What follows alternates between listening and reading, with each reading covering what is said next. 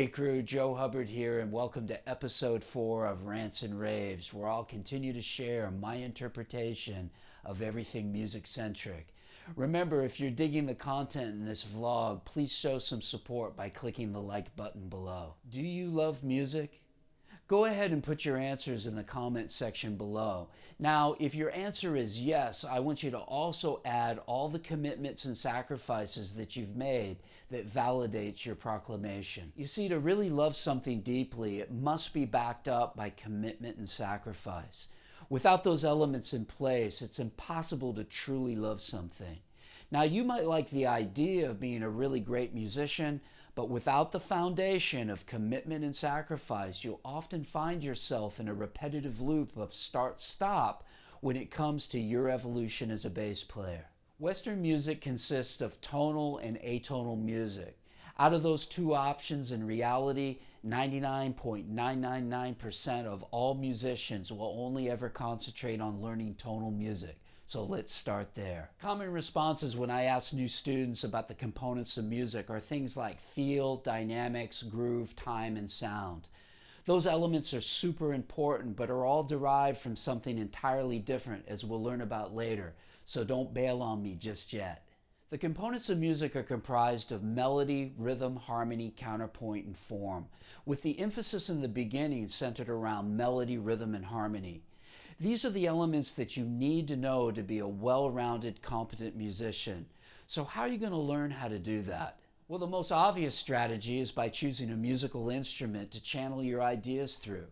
Most of the people watching this vlog are probably bass players, so with that in mind, we need to start learning how these musical components are working in relation to the bass guitar. So I'll ask you again, how are you planning to do that? Well, believe it or not, the only way to get this together is by learning to get the sound and satisfaction out of the instrument first. And contrary to popular belief, all those elements that I mentioned earlier, like time, tone, feel, dynamics, and groove, are a direct result of first developing technical competence on the bass guitar, and I'm going to tell you exactly why. Here's a definitive list that are the byproducts of developing technical competence on your instrument first. Tone, time, feel, dynamics, groove, and objective taste. Now, what I mean by objective taste are the musical standards that have been historically documented by all the great musicians of the past and the present. Condensing this whole concept into a thumbnail would go something like this. The musical components of melody, rhythm, harmony, counterpoint, and form are the what to play, while tone, time, feel, dynamics, groove, and taste are the how to play. Consequently, without developing technical competence on your instrument first, you will never be able to realize the true potential of any of the elements from either list. Many bass players claim that they're feel players and will use that terminology to validate the limitations of their own technical competence. The truth is that many of these so-called feel guys are extremely limited musically and often end up being very one-dimensional in their approach.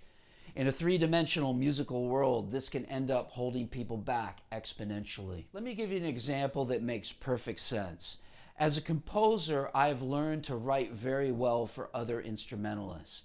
I can, and with great accuracy, write out drum parts, for instance, and have done so for some of the greatest drummers out there, including Dave Garibaldi, Mark Craney, and Neil Wilkinson. I have the ability to write out specific nuance, including linear parts, ghost notes, and press rolls. But no matter how hard I'd try, I'd never be able to play those parts on a set of drums. Why not?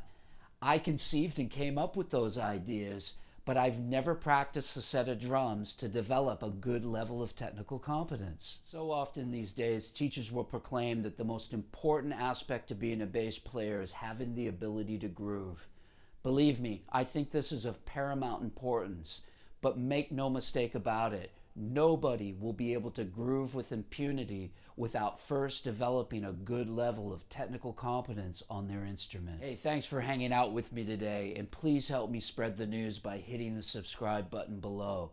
Until next time, practice smart, work hard, and play creatively.